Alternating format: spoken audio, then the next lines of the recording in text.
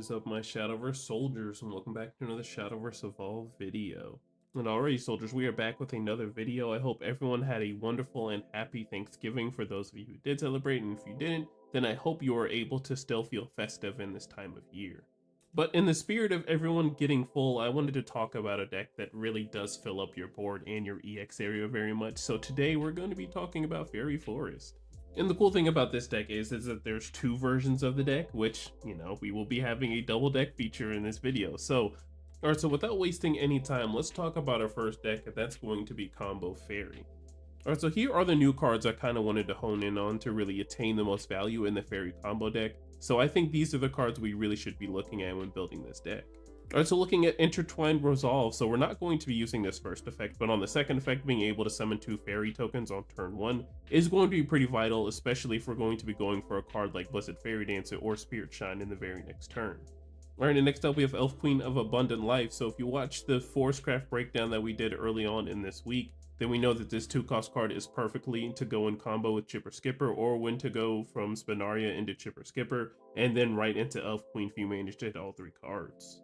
Alright, I didn't get to talk about this next card too much, but I would say it's a new card that we can really include in this deck just because during our turn, whenever our followers put into our field into the cemetery, our tokens do count as followers that do go into the cemetery. They do just fizzle out from the cemetery. So them being able to trade into other followers, which, sometimes we have to do in Fairy Forest, then having those fairies hit the cemetery and then dealing damage to enemy leader while also removing cards off the field is going to be pretty nice.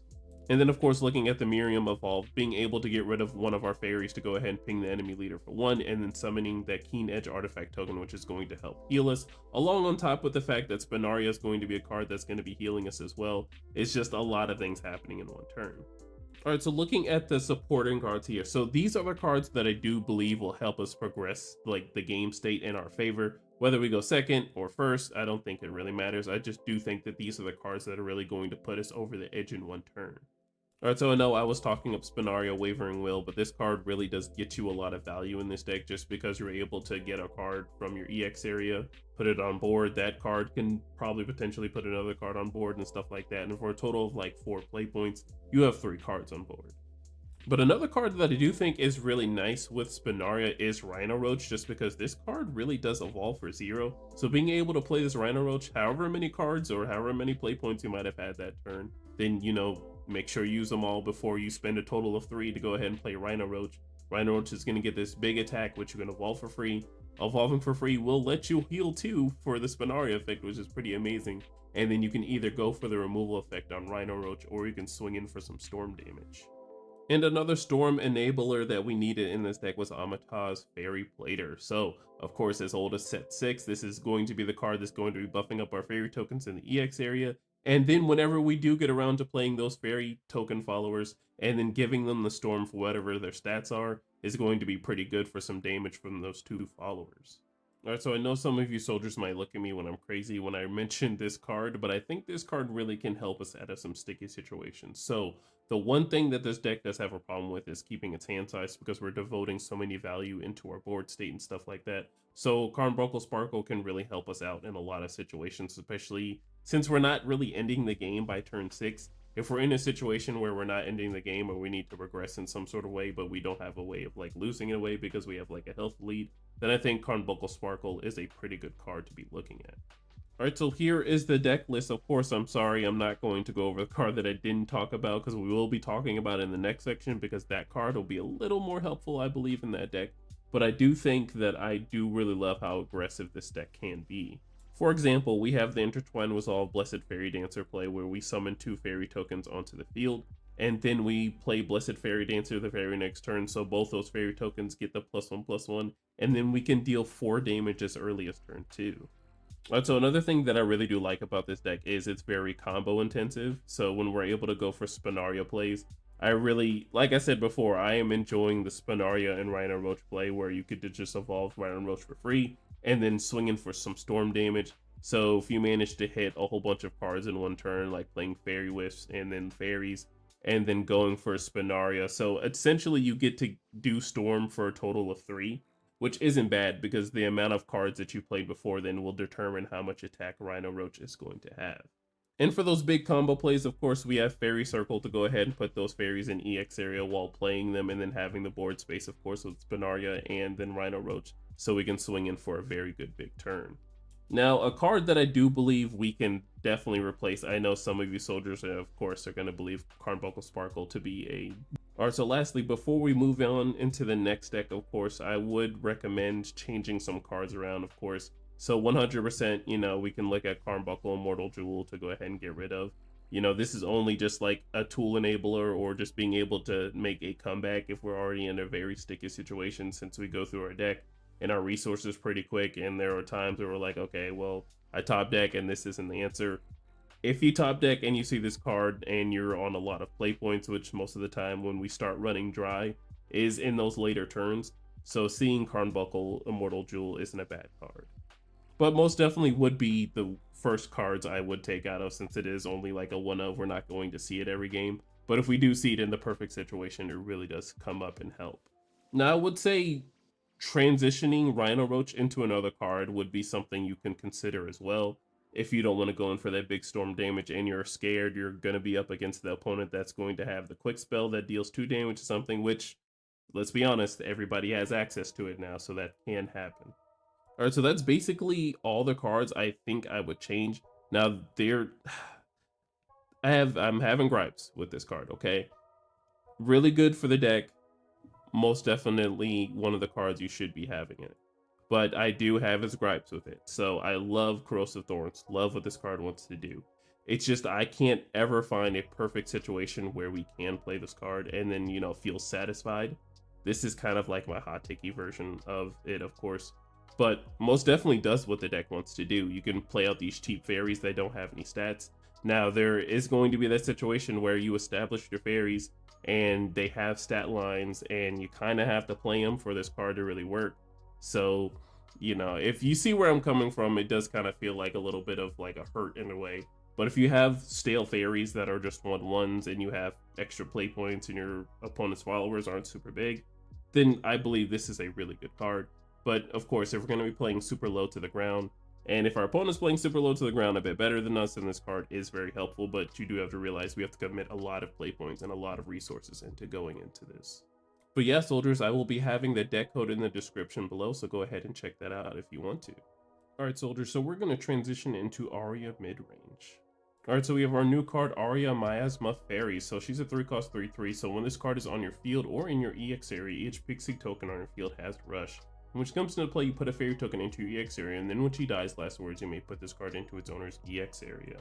So this naturally already gives us that applications. We were talking about Corrosive Thorns before, so this kind of like replaces our Corrosive Thorns because now our fairies now have Rush. But however, when we do evolve Aria Midrange-7P817, she does turn into a 4/4, but on evolve, you search your deck for a pixie amulet that costs 2 or less, and then summon it and then shuffle your deck. And then she still has that last words to put her into the EX area when she dies.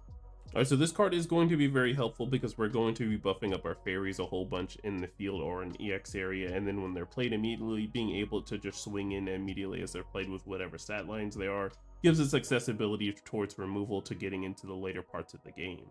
Alright, so here are some fairy generic cards that are really going to help out in this deck and even in the last deck if you want to consider those cards. Alright, so first card we're going to look at is Fairy Slugger, which is going to make nice slots in the fairy deck just because as long as you have at least one fairy follower in your EX area, just evolving her is going to let you heal 2, and then have a fairy wisp in the EX area, which is going to be very important for those free fairy plays.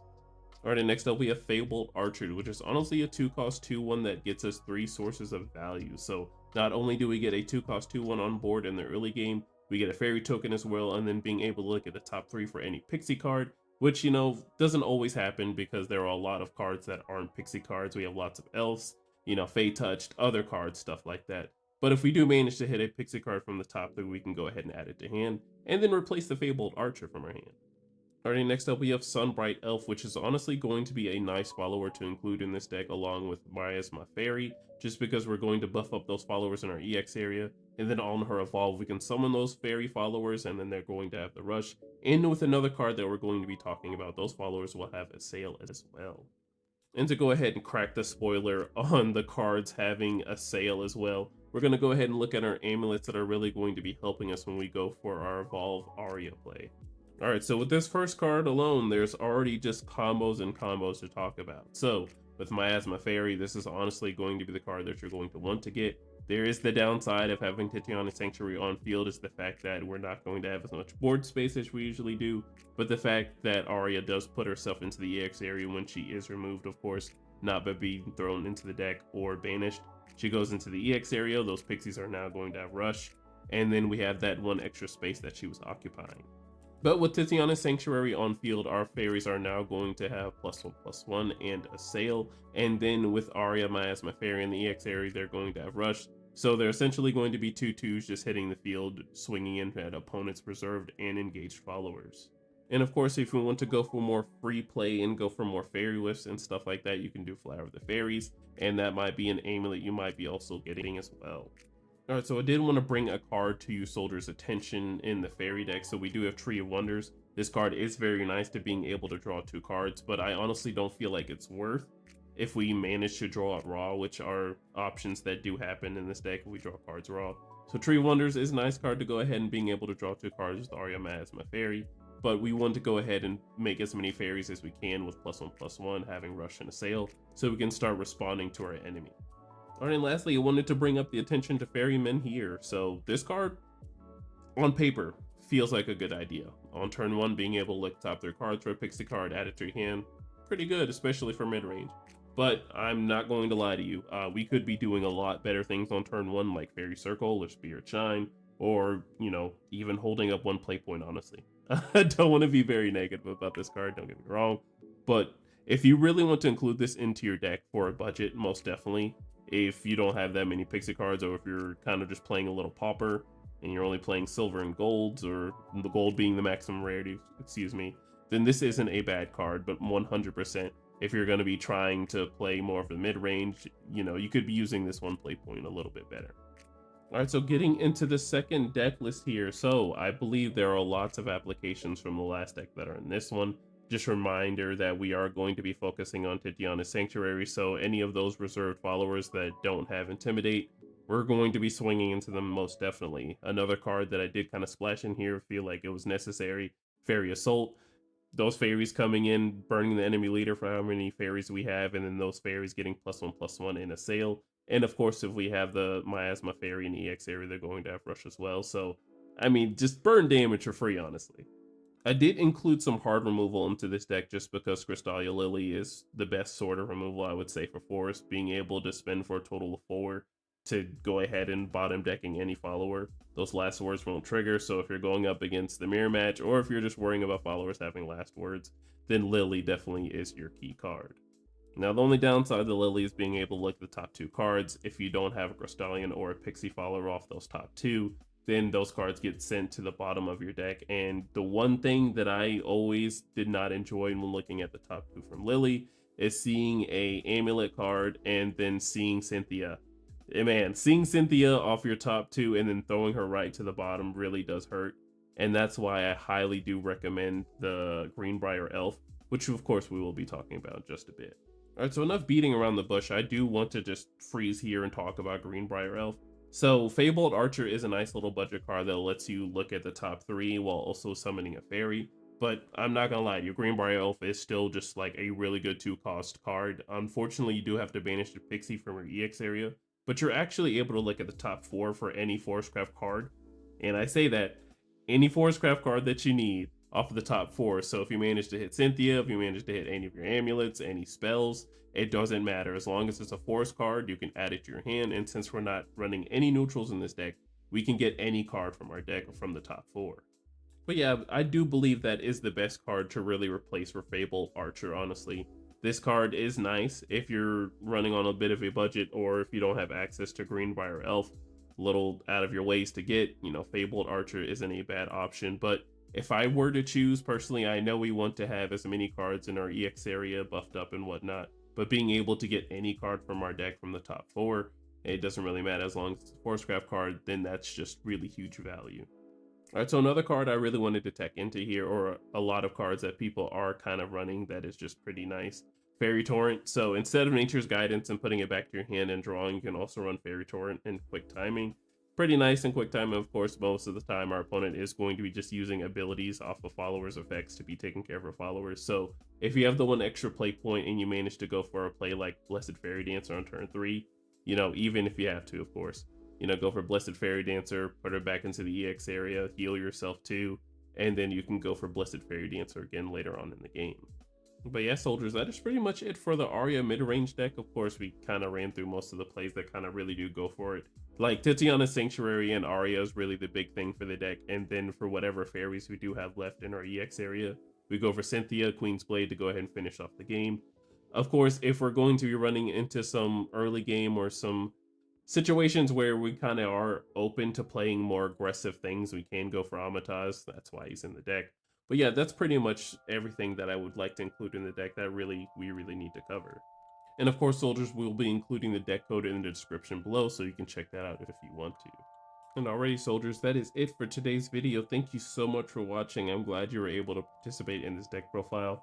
Let me know how you feel in the comments below. Don't get me wrong, I did read the comments in the last video. We will be doing Abysscraft, don't worry.